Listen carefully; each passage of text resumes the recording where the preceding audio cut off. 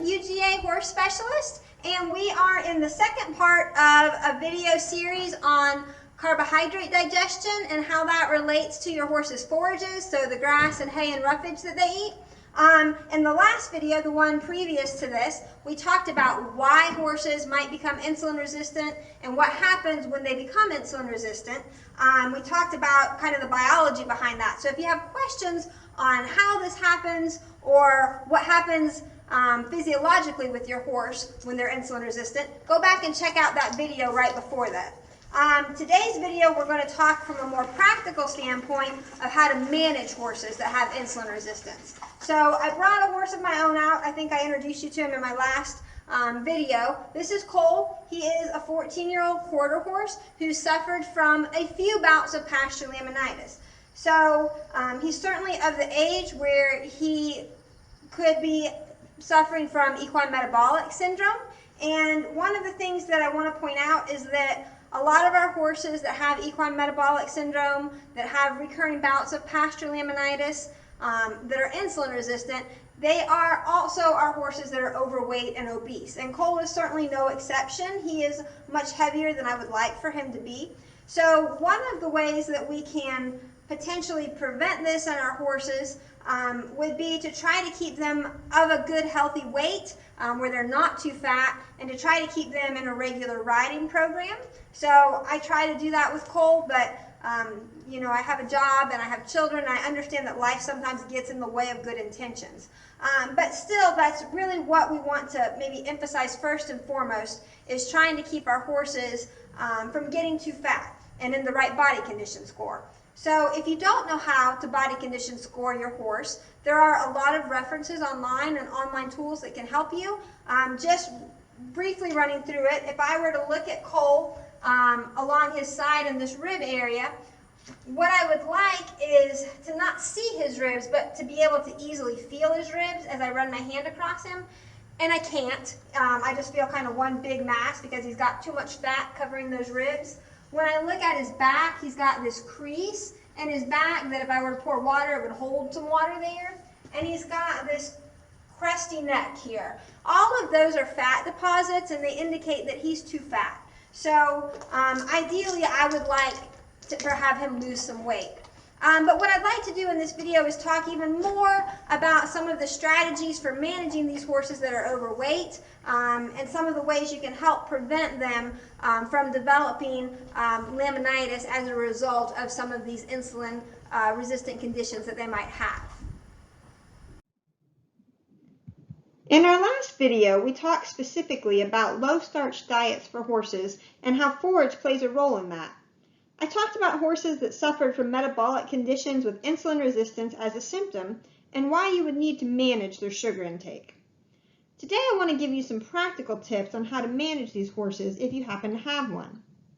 In today's video, we're going to talk about what types of forage are best suited to use in the diets of horses with insulin resistance, how to manage these horses on both pasture and hay-based diets, and how to test for sugars in your forage if you want to do that. Goals for managing an insulin-resistant horse are to 1, try and promote weight loss, and 2, feed diets that are low in sugars and starch, which are things that we call non-structural carbohydrates, or NSC. This helps to prevent the horse from developing hyperglycemia and hyperinsulinemia, which are conditions that can lead to recurring laminitis.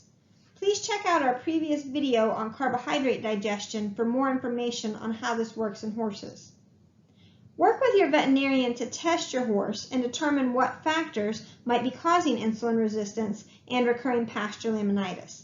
Sometimes medication can be helpful in controlling these conditions and promoting weight loss. In general, weight loss and exercise improve insulin resistance in many horses. Limit your horse's calorie intake and increase exercise to promote weight loss if obesity is what's driving your horse's insulin resistant problems. This can often be accomplished by feeding horses a forage-only diet where the forage is low in NSC. Grain in the diet often provides unwanted calories, so it's best to eliminate it if possible. The horse still needs to eat a minimum of 1% of its body weight in forage on a dry matter basis per day to prevent GI problems like colic and ulcers. Often we really don't want the horse to eat any more than that minimum amount. This would involve restricting the horse's hay and/or muzzling the horse when it's out on pasture. To ensure that the horse gets the nutrients that it needs on this type of restricted diet, a protein, vitamin, mineral supplement can be fed to the horse in the form of a ration balancer, sometimes called a balancer pellet.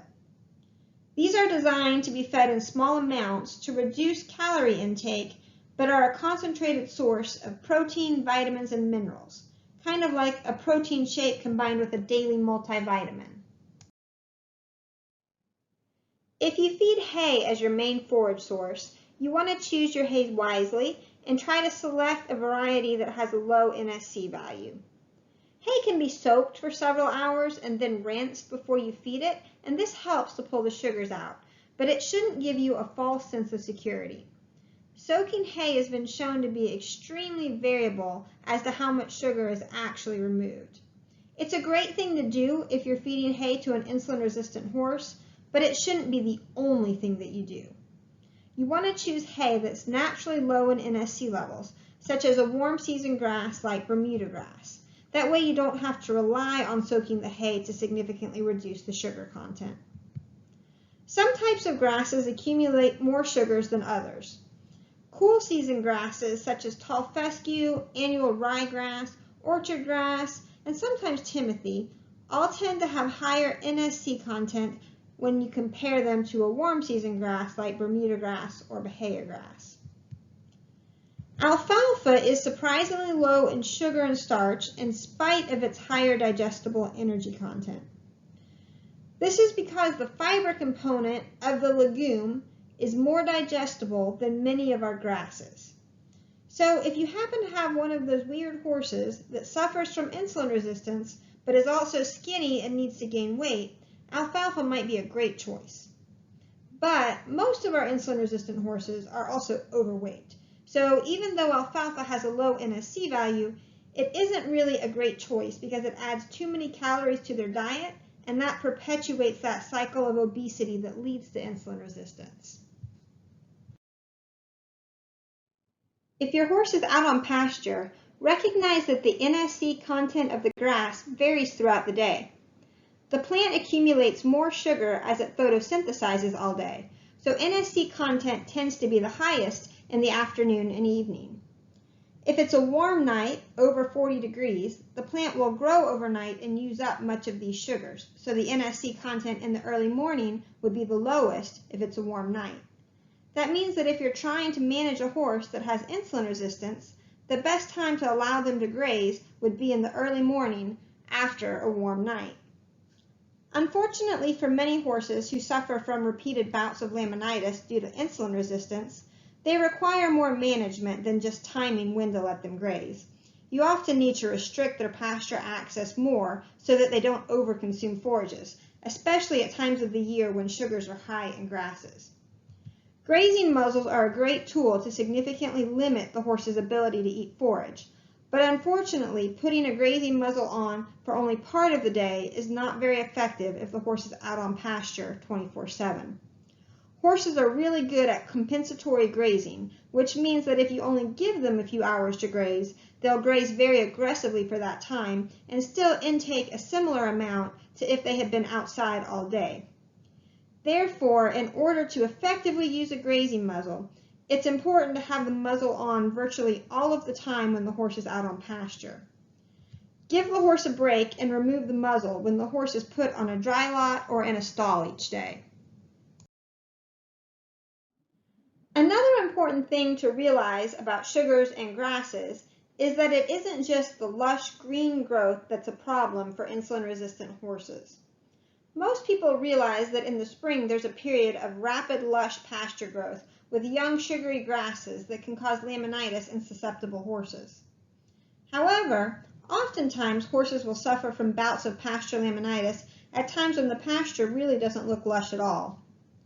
This is probably due to the way that different plants store sugars, and it's an area of continuously evolving research.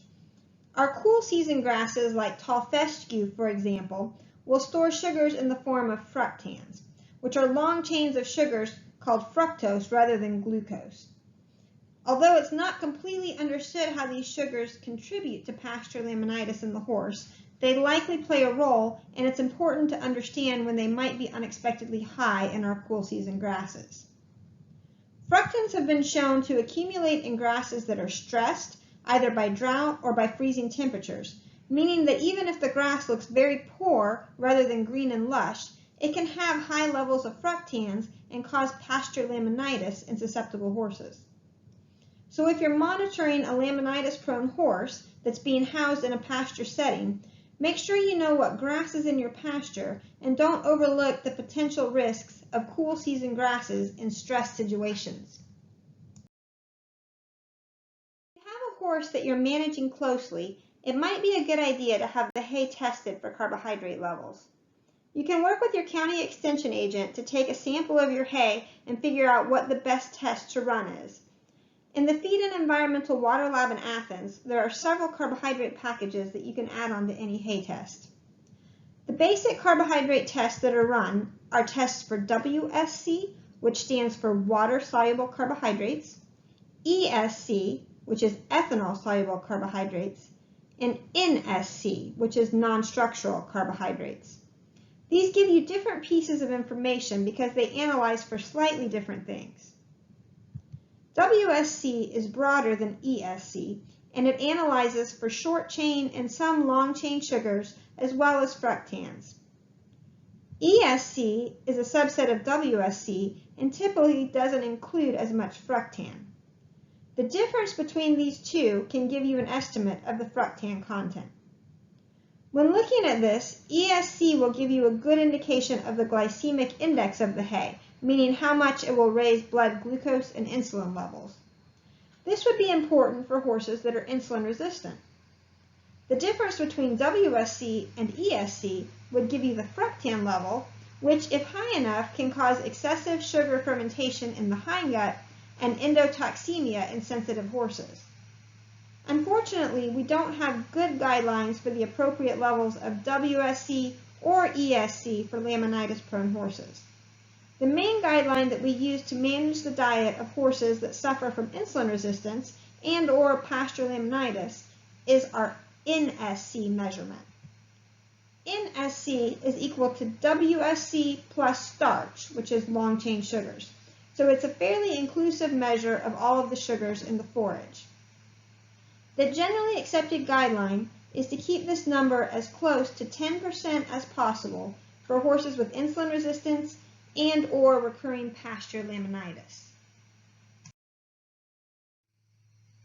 You can see that it's very difficult to keep our NSC value at 10% since almost all of our forage species are a little bit higher than this. But you can see that some are much closer to 10% than others. Choosing warm season grasses like Bermuda grass will likely get you as close as possible to the 10% NSC level that's beneficial for these horses and also minimize the risk of fructans from cool season grasses. You really need to recognize that getting to this low of an NSC level requires intensive management and is not needed for all horses. Determine if your horse is at risk for these conditions and then manage their diet appropriately. Also, it helps to work with your county extension agent if you're planning to test your forage for carbohydrate levels. It's important to get a good representative sample of what the horse is actually eating. If you're sampling hay, you're going to want to sample from many bales of your lot of hay. If you're performing a pasture sample, you want to get a sample that's representative of the entire area that your horse would be eating from and reflective of the time of day that your horse would be grazing. If your horse is out all day on pasture, it's best to take the sample towards late afternoon or early evening to get a sample reflective of when sugar levels would be the highest. Your county extension agent can help you with this process and get you the best information possible from your forage sample. Thanks again for tuning in to part 2 of our carbohydrate series in our forage education video series. Hopefully this video gave you a good overview of how to manage horses that have metabolic problems that require you to monitor their sugar intake. Thanks for watching these videos, and thank you to the Georgia Equine Commodity Commission for their funding to help provide horse owners with the knowledge needed to correctly manage their horses.